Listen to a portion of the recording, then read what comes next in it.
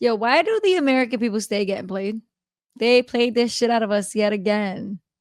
I mean, they played the shit out of me. Let's talk about it. These damn Jeffrey Epstein files. It's like the damn Tootsie Roll Pop. The world may never know. I don't understand what's happening. I think that there's some weird shit going on. And I think they're going to push it and push it and push it until something else happens and the American people just kind of give up on it, just like we do with everything else. So let's talk about it. First, we had Pam Bondi, who's the newly appointed Attorney General by Donald Trump, saying on day one that she will release the JFK, the MLK, and the Jeffrey Epstein files. I'm happy about that. Most Americans want to know the truth, right?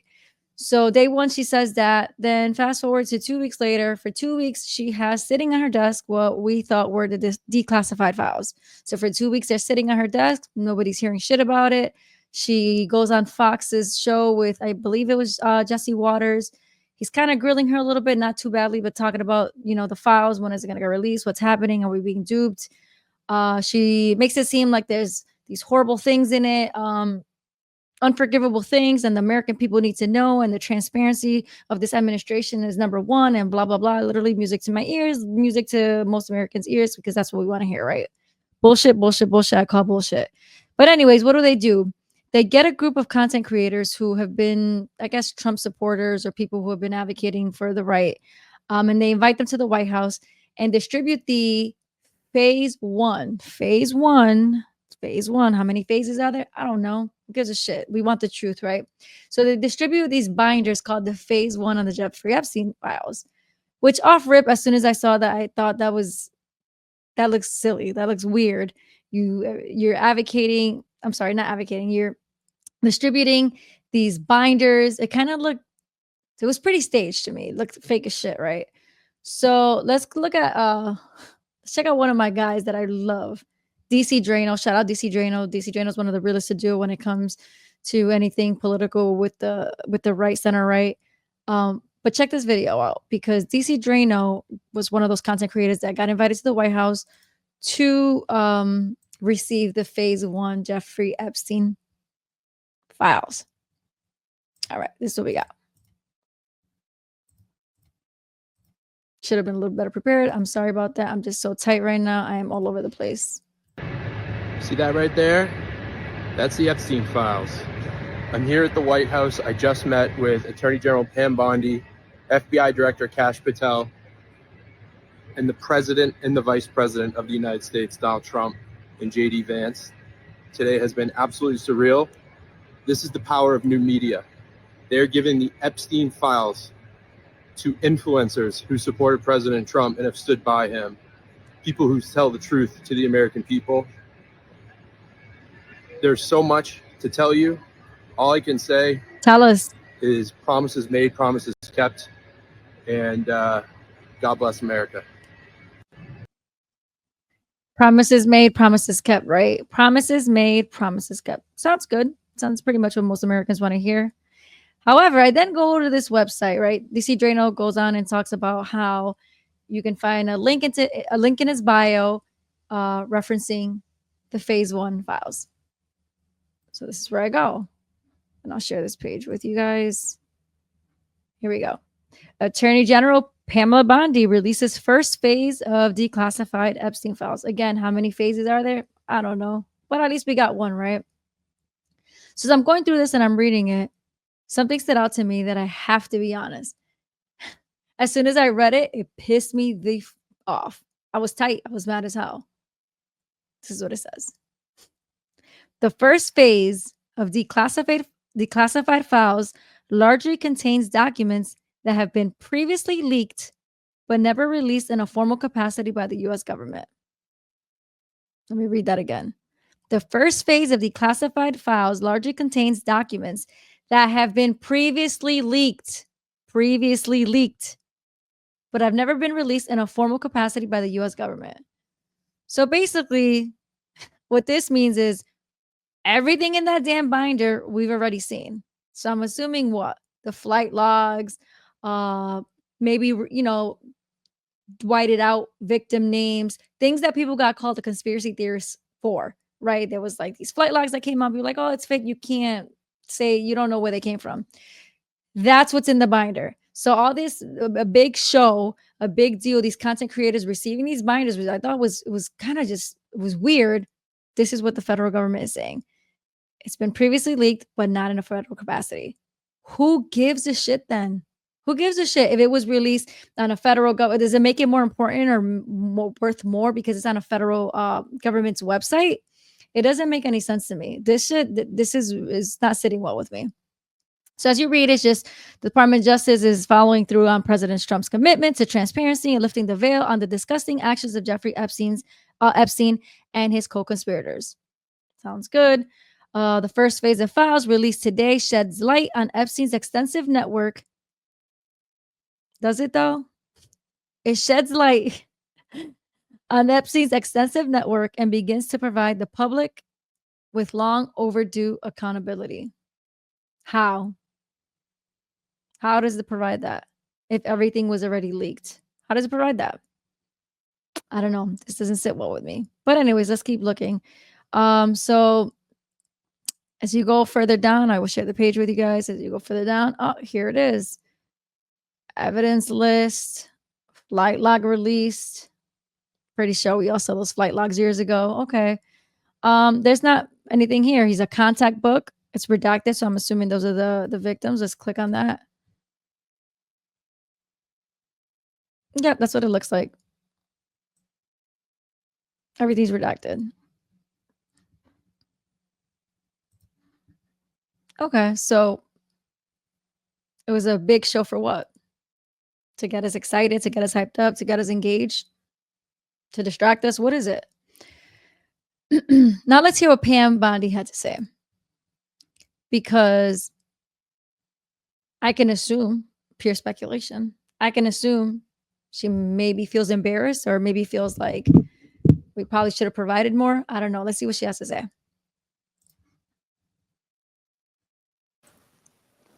Yes, Mark. So as you know, we released about 120 pages of documents, and I started asking for these documents right when I came into office and before Kash Patel was in there. So I ended up getting about 120 pages.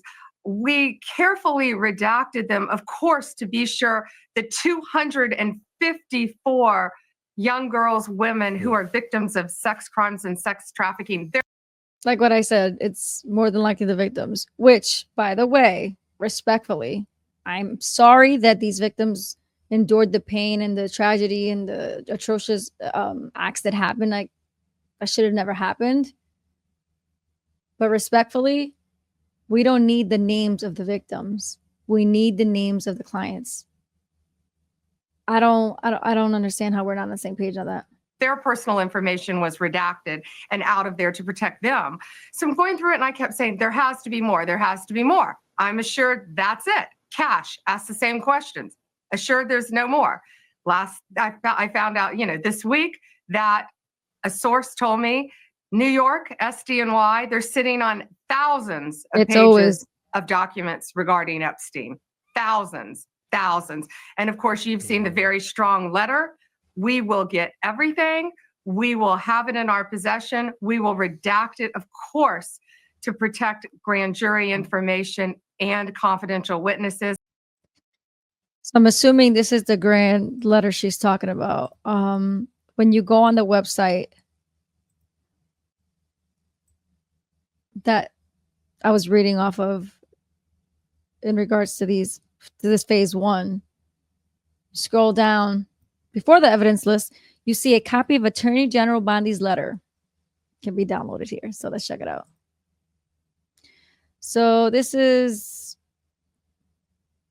the Office of Attorney General, obviously Pam Bondi on the 27th of February. And it's to Kash Patel. Shout out Kash Patel. I've been a huge Kash Patel fan since like 2019. I think he's dope as shit. All right. Director Patel. Before you came into office, I requested the full and complete files related to Jeffrey Epstein. In response to this request, I received approximately 200 pages of documents, which consisted primarily of flight logs, Epstein's list of contacts, and a list of victims' names and phone numbers, like I showed you guys. I repeatedly questioned whether this was the full set of documents responsive to my request and was repeatedly assured by the FBI that we had received the full set of documents. So basically, she's saying, yeah, I was assured that these pages were the investigation itself. Late yesterday, so this is the 27th, so now she's referring to the 26th of February. Late yesterday, I learned from a source that the FBI field office in New York, which is the SDNY, the Southern District of New York, was in possession of thousands of pages of documents related to the investigation and indictment of Epstein. Despite my repeated requests, the FBI never disclosed the existence of these files. When you and I spoke yesterday, you were just as surprised as I was to learn of this new information. That sentence to me is weird. They spoke yesterday about it. She's expressing how they were both surprised about this, the SDNY, again, the Southern District of New York, keeping these thousands of files. I really don't understand what was the reasoning or the purpose of her including that, if that sentiment in this letter when the letter was going to him. You know what I'm saying? It's a little weird that she's telling him, I spoke to you yesterday and you were surprised as I was. I think it's weird that she's including them in the letter, unless it's more to kind of just convince the American people, hey, we were both surprised. I don't know. It's just weird and doesn't sit well with me. By 8 a.m. tomorrow, February 28th, the FBI will deliver the full and complete Epstein files to my office, including all the records, documents, audio, and video recordings, and materials related to Jeffrey Epstein and his clients, regardless of how such information was obtained. Okay, we'll take that. There will be no withholdings or limitations to my or your access. The Department of Justice will ensure that any public disclosure of these files will be done in a manner to protect the privacy of victims and in accordance with law. As I have done my entire career as a prosecutor. She keeps focusing and emphasizing on the victims, redacting their information. We get it. We understand. I don't think it's necessary to just talk about it that many times. To me, we heard you. We hear you. I am directing you to conduct. I am also directing. So this is Pam Bondi to Kash Patel, a direct order to him as the Attorney General. I am also directing you to conduct an immediate investigation into why my order to the FBI was not followed. You will deliver me a comprehensive report of your findings and proposed personnel action within 14 days. So what that means, people are going to get fired, people are going to get written up, whatever it is, he has 2 weeks to come up with a report or to conduct an investigation and present a report on why her request was not filled by the FBI. I appreciate your immediate attention to this important matter. I know that we are both committed to transparency for the American people. We keep hearing this word, transparency. I'm trying to have patience. I'm trying to, not more patience, but I'm trying to have more grace, I guess, with Attorney General Bondi and the FBI. And it's the same song. It's the same tune. It's just tired of it. It's always excuses, but let's see what happens. I appreciate your immediate attention to this important matter. I know that we are both committed to transparency for the American people, and I look forward to continuing to work with you to serve our president and our country. I don't know. Is anybody else feeling the same way? I feel like it's a little crazy that it's almost like we're begging for something to be released, but something that was promised that was going to be released. I want to share also Liz Wheeler. She is one of the content creators that also received. Every time I think about the binders, I laugh because it's like the phase 1 Epstein Files binder of information that was already leaked. So it's kind of like, let's just hear what she had to say. And if it's not already, it'll be up online momentarily. But I can show you if you want. But a couple of the people who are claiming that this was some kind of stunt, it was a stunt. It was a stunt by the SDNY to try to pull the wool over your eyes and make you think that this was all it was. This was a good faith effort by the Trump administration to release the Epstein files, which they promised to declassify, and they did. Do you guys believe it was a good effort by the Trump administration? Or do you think that it was a kind of situation to buy time or to cover up? I don't know. It's weird. She believed it was a good effort, and I believe that she believes that. We'll see.